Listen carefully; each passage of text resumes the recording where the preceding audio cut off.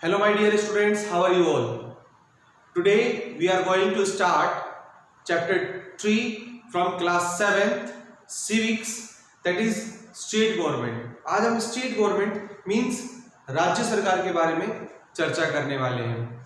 तो होता क्या है बेटा कि ये हम अच्छी तरीके से जानते हैं कि हमारी जो गवर्नमेंट है, भारत की जो गवर्नमेंट है, इस कॉन्स्टिट्यूशन को हमारे जो बहुत बुद्धिजीवी थे, इंटेलेक्चुअल नॉलेज से फुल थे, उन लोगों ने जब ये कॉन्स्टिट्यूशन बनाया तो वो चाहते थे कि भारत में एक ऐसे कॉन्स्टिट्यूशन का निर्माण हो जाए जो सभी को इक्वलिटी देता हो। ठीक है, तो अगर हमसे कहा जाए कि भारत की constitution, the constitution of India के क्या फीचर्स क्या क्या है, यस इसके भी बेटा कुछ फीचर्स है। फीचर्स है कि इसके अंदर में सबसे पहले ये free from all kind of other countries, influence of other countries, कि किसी भी बाहरी देश के दबाव से बिल्कुल फ्री है।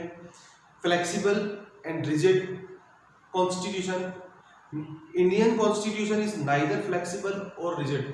ना तो भारत का संविधान इतना कठोर है कि मुश्किल स्थितियों के अंदर में, मुश्किल सिचुएशन के अंदर में इसको बदला ना जा सके, और इतना भी आसान नहीं है भारत का संविधान कि कोई भी नेता या कोई भी प्रधानमंत्री या एमएलए एमपीज अपनी इच्छा के अनुसार उस कॉन्स्टिट्यूशन को चेंज कर दे, बिल्कुल भी नहीं है। तो ये हमारे कॉन्स्टिट्यूशन की दूसरी बहुत बड़ी विशेषता है। तीसरी कि हम डेमोक्रेटिक हैं। चौथा कि हमें कई बार सुनने को मिलता है फेडरलिज्म। तो आज हम वही बात करने वाले हैं, federalism. India is a federal union. Federal का मतलब होता है, हिंदी में जिसका मतलब होता है संघात्मक। संघात्मक का मतलब बेटा होता है कि एक गवर्नमेंट जिसके एक से अधिक, एक या एक से ज्यादा पार्ट हो, उसे हम बोलते हैं फेडरल गवर्नमेंट। ठीक है, उसे हम क्या बोलते हैं? फेडरल गवर्नमेंट बोलते हैं। कि गवर्नमेंट्स के ऑर्गन्स होते हैं, कि गवर्नमेंट डिवाइड होती है डिफरेंट पार्ट्स के अंदर में, जैसे लेजिस्लेटिव, एग्जीक्यूटिव एंड जुडिशरी। अब हुआ क्या बेटा कि जब हमारे कॉन्स्टिट्यूशनल जो फ्रेमवर्क थे, जिन्होंने हमारे संविधान का निर्माण किया, वो चाहते ये थे कि वो अच्छी तरह से जानते थे कि भारत दुनिया का 7वां सबसे बड़ा देश है, the 7th largest country of the world.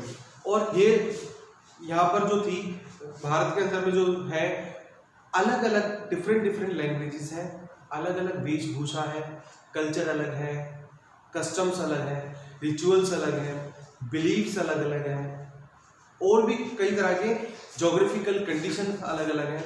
तो इन सभी को एक साथ गवर्नमेंट में कैसे लाया जाए, तो उन्होंने क्या किया? फेडरल गवर्नमेंट को अपनाया कि every state is totally independence to run its state. कि भारत में हर राज्य को पूर्ण तरीके से स्वतंत्रता है अपने आंतरिक मामलों में, मीन्स अपने इंटरनल अफेयर्स के अंदर में, कि वो स्टेट को कैसे भी रन कर सकता है। बट पावरफुल होती है सिर्फ एक सेंट्रल गवर्नमेंट। सेंट्रल गवर्नमेंट सबसे ज्यादा पावरफुल होती है। कि मीन्स एक, जैसे कि बेटा ये सेंट्रल गवर्नमेंट हो गई, इस सेंट्रल गवर्नमेंट के अकॉर्डिंग सभी गवर्नमेंट्स को, जैसे ये मान लीजिए बिहार है, ये हमारा हरियाणा है, ये राजस्थान है, ये अरुणाचल प्रदेश है, ये सिक्किम है, ये मणिपुर है, ये मेघालय है, ये यूपी है, ये मध्य प्रदेश है, एटसेट्रा। तो ऐसे बहुत सारे स्टेट हैं। अब ये सभी स्टेट पावर लेते हैं सेंट्रल गवर्नमेंट के, इनको पावर देती है। मींस ये हमारी एक यूनिटी होगी और ये फेडरल होगी। ये अलग अलग तरीके से स्टेट गवर्नमेंट और सेंट्रल गवर्नमेंट मिलकर के काम करते हैं। और इसी अलग अलग होने की वजह से हमारे भारत के पहले प्रधानमंत्री, first prime minister of India, Pandit Jawaharlal Nehru ji ने कहा था, diversity in unity in diversity का उन्होंने एक स्लोगन दिया था कि हमारी जो यूनिटी ही है वो हमारी डाइवर्सिटी में निहित है। मीन्स हम अलग अलग जाति के हैं, हम अलग अलग धर्म के हैं, 8 रिलीजन हमारे भारत के अंदर में ऑलमोस्ट हैं। हम अलग अलग जाति, धर्म, वेशभूषा, खाने पीना और हमारी ज्योग्राफिकल कंडीशन भी अलग है, और बजाय इसके तब भी भारत एक राष्ट्र बनकर उभरा है दुनिया के सामने, ठीक है। और होता क्या है बेटा, जैसे हम राजस्थान, केरला भारत को पूर्ण रूप से जैसे अपने बिजनेस के अंदर में मसाले का प्रयोग करवाता है, जैसे आसाम चाय का, ठीक है, तो पंजाब और हरियाणा गेहूं का, तो अलग अलग तरीके से हर स्टेट का अपना एक महत्व है और हम अपने एक दूसरे के कल्चर को चेंज करते हैं। तो यहीं पे बेटा फेडरल फॉर्म होता है। फेडरल फॉर्म चलती क्या है देखिए जानते हैं। India has a federal form of government. Bharat के फेडरल जो गवर्नमेंट है फेडरल फॉर्म है, which means that there are two levels of the governments, one at the central government and another in the state and union governments and union territories। कि हमारे जो सरकार चलाने का, जो देश चलाने का जो तरीका है वो सेंट्रल गवर्नमेंट, फिर हमारे स्टेट और यूनियन टेरिटरीज आ जाती जो चलाती हैं। सरकार के ऑर्गन्स होते हैं। The constitution has divided the powers and its function. जो कॉन्स्टिट्यूशन है उन्होंने सेंटर और स्टेट मींस कि सेंट्रल के अंदर में मींस ये जो हमारा सेंट्रल गवर्नमेंट हो गई इसके अंदर में, और जो स्टेट गवर्नमेंट है वी नो वेरी वेल कि we have 28 state and 9 union territories. हमारे पास में 29 स्टेट्स हैं, 29 स्टेट्स हैं, ठीक है, और 9 यूटीज हैं। यूनियन मींस यूनियन टेरिटरी है, मतलब कि ये यूनियन टेरिटरी जो सेंट्रल गवर्नमेंट के अकॉर्डिंग वर्क करती है। और यूनियन टेरिटरी में हमेशा एलजीज होते हैं, मींस लेफ्टिनेंट गवर्नर्स होते हैं। Union territory direct central government से रन होती है और बाकी स्टेट जो होते हैं 28 स्टेट हैं, इनके पास में अपनी कुछ पावर्स होती हैं, अपने कुछ शक्तियां होती है अपने हिसाब से अपने स्टेट को, जैसे बिहार सरकार, हरियाणा सरकार, हरियाणा सरकार, राजस्थान सरकार, उत्तर प्रदेश सरकार, मध्य प्रदेश सरकार, कोई भी जितने भी 28 स्टेट्स हैं हमारे, वो सभी अपने हिसाब से उस गवर्नमेंट को रन कर सकते हैं। बट हाँ, ये वहीं तक अब उस स्टेट को रन कर सकते हैं जहां तक कि हमारी यूनिटी को कोई खतरा ना हो, भारत की एकता को कोई खतरा ना हो। जैसे सपोज अगर कोई स्टेट अपने कंट्रीज को स्कूल कैसे चलाने हैं, कब ओपन करने हैं, कब उनको क्लोज करने हैं, उनकी पुलिस डिपार्टमेंट या उनके डिफेंस डिपार्टमेंट के अंदर में किस तरह के क्राइटेरिया होंगे, वो स्टेट खुद में खुद सिलेक्ट कर सकते हैं। बट अगर वो स्टेट ये कहे कि हम अलग से ही अपनी एक अलग कंट्री बना लें, तो ऐसा बिल्कुल भी नहीं हो सकता, क्योंकि सेंट्रल गवर्नमेंट के अकॉर्डिंग इन स्टेट्स को चलना होगा, इन सेंट्रल गवर्नमेंट के अकॉर्डिंग इन स्टेट को चलना होगा।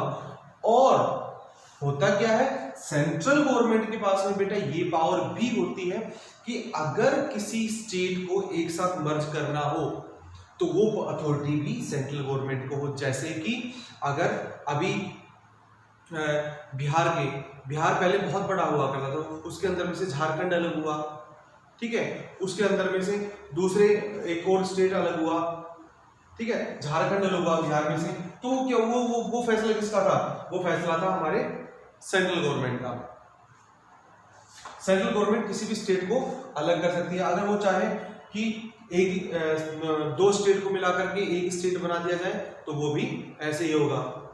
जैसे हमारा हरियाणा था, हरियाणा 1966 1 नवंबर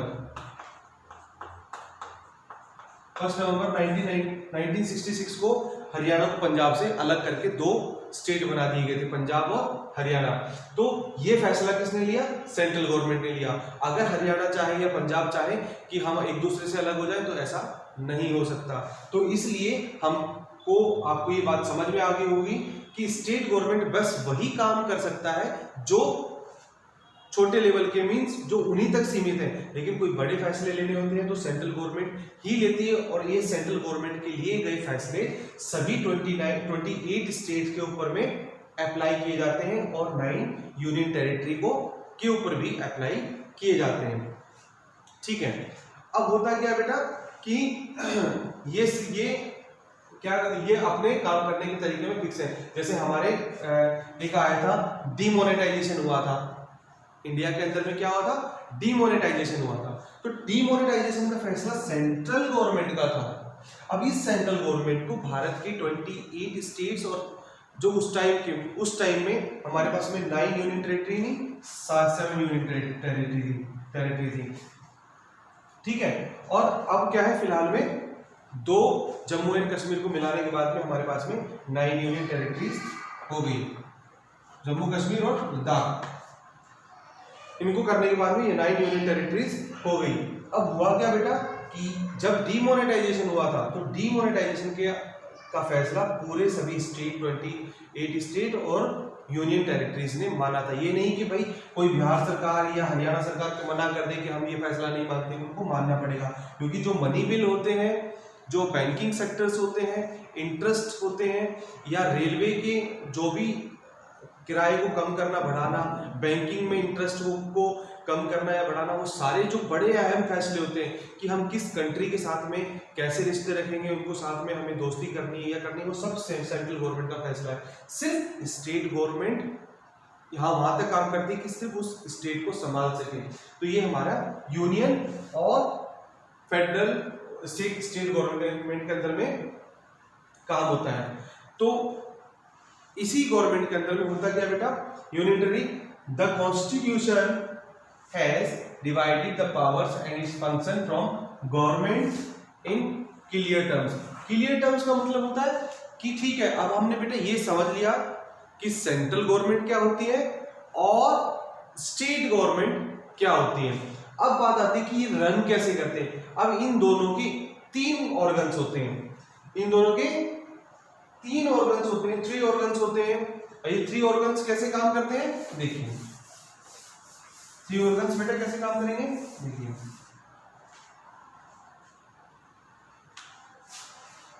ये होते हैं देखिए, both the central and state governments have 3 organs. 3 organs होते हैं। फर्स्ट होता है हमारा एग्जीक्यूटिव, सेकंड होता है लेजिस्लेचर, एंड थर्ड जो बहुत इंपॉर्टेंट होता है वो होता है हमारा जुडिशरी।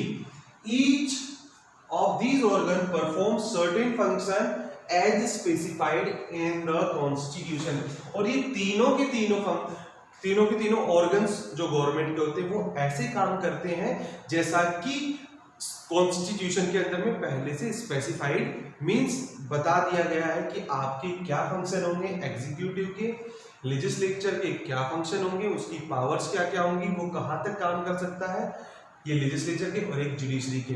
अगर मैं आपको एक सीधे तौर पे बताऊं तो एग्जीक्यूटिव, लेजिस्लेचर, जहां पर मुझे देखिए पहला होता है हमारा ये लेजिस्लेचर। लेजिस्लेचर का मतलब होता है, जहां पर लेजिस्लेचर का मतलब होता है कि कानून को बनाना या विधान को बनाना, कोई कानून बनाना, तैयार करना। इसका एग्जीक्यूटिव का मतलब होता है एग्जीक्यूट कर देना, कानून को उसको बनाना या एग्जीक्यूट करना, या मींस उसको फैला देना, ठीक है। और जुडिशरी का मतलब होता है कि जब कोई डिस्प्यूट हो जाए, रिजोल्व करना होता है किसी भी डिस्प्यूट को, या कोई पार्लियामेंट्री फॉर्म के अंदर में किसी प्रकार का कोई डिस्प्यूट हो गया, या किसी दो स्टेट के बीच में आपसी कोई झगड़ा हो गया, या उसको मिटाना, या कोई भारत के कोई ऐसे विशेष मुद्दे जो राष्ट्रीय स्तर के, मींस नेशनल लेवल के हैं और उसके अंदर में नेशनल हित जुड़ा हुआ है, या बहुत बड़े मुद्दे हैं, तो उनको जुडिशरी